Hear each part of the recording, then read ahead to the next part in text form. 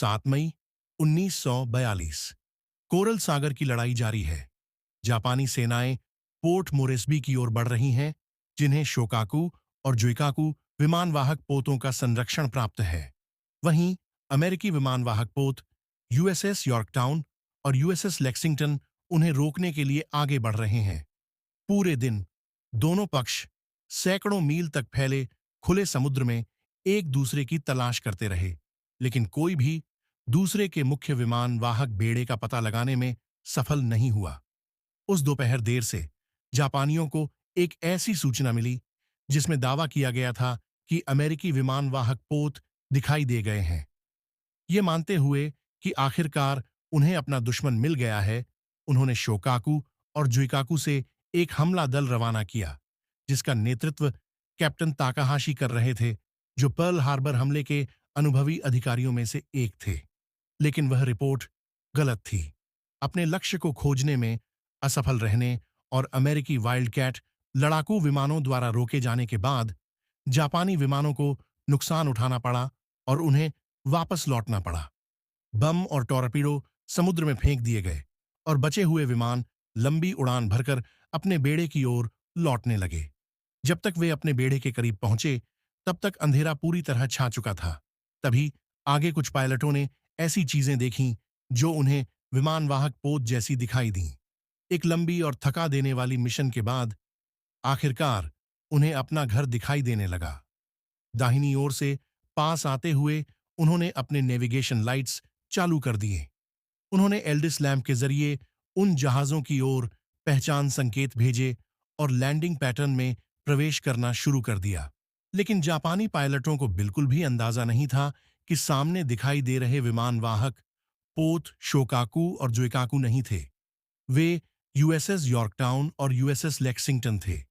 इस बीच यॉर्कटाउन पर मौजूद अमेरिकी चालक दल उन विमानों को अपनी ओर आते हुए देख रहा था। वे पहचान संकेत भेज रहे थे और उतरने की तैयारी कर रहे थे। इन संकेतों का अमेरिकियों को कुछ समझ नहीं आ रहा था, फिर भी किसी ने गोली नहीं चलाई। आने वाले विमानों ने कोई शत्रुतापूर्ण व्यवहार नहीं दिखाया था और रडार ऑपरेटर पहले से ही अमेरिकी वाइल्डकैट विमानों के गश्त से लौटने की उम्मीद कर रहे थे। इसलिए इन अज्ञात विमानों को अमेरिकी विमान समझ लिया गया, जो उतरने की तैयारी कर रहे थे। कुछ क्षणों तक किसी को एहसास नहीं हुआ कि वे दुश्मन के विमानों को देख रहे हैं। जापानी विमान अमेरिकी बेड़े के सामने से गुजरे और यॉर्कटाउन के बाईं ओर से आगे निकलने लगे। तभी किसी ने एक समस्या पर ध्यान दिया।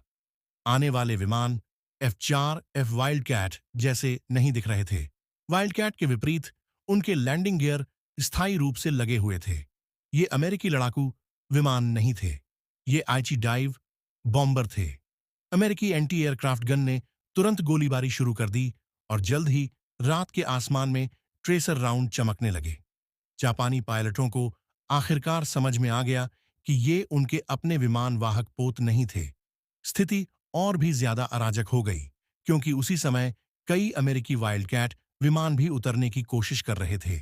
इस अफरा तफरी में कुछ अमेरिकी विमान उन एंटी एयरक्राफ्ट गोलियों के बीच से उड़ गए जो जापानी विमानों को निशाना बनाकर चलाई जा रही थीं। यॉर्कटाउन के अनुभवी सैनिकों के अनुसार रेडियो फ्रीक्वेंसी जल्द ही ऐसी भाषा से भर गई जो नौसेना के मानकों के हिसाब से भी काफी रंगीन थी। अपने बम पहले ही समुद्र में फेंक चुके जापानी विमान ईंधन बचाने के लिए अब लड़ने की स्थिति में नहीं थे। इसलिए उन्होंने दिशा बदली और अंधेरे में अपने असली विमान वाहक पोतों की तलाश फिर से शुरू कर दी। रात लगभग 8 बजे जापानी और अमेरिकी विमानवाहक बेड़े अब भी लगभग 100 मील की दूरी पर थे। अपने विमानों को वापस रास्ता दिखाने के लिए जापानी विमानवाहक पोतों ने शक्तिशाली सर्चलाइट्स चालू कर दी।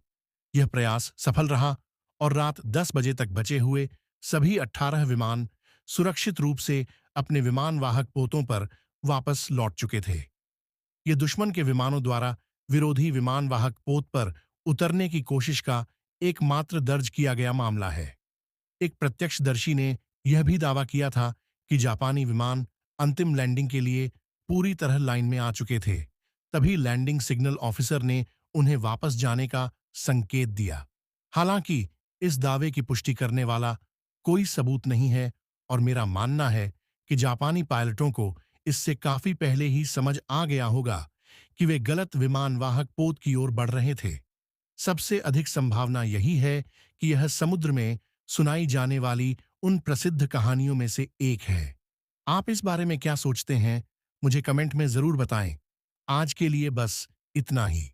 अगर आपको इस तरह की प्रस्तुति पसंद है और आप ऐसी और वीडियो देखना चाहते हैं, तो कृपया लाइक या कमेंट करें और सब्सक्राइब करना न भूलें। देखने के लिए धन्यवाद और अगली बार फिर मिलते हैं।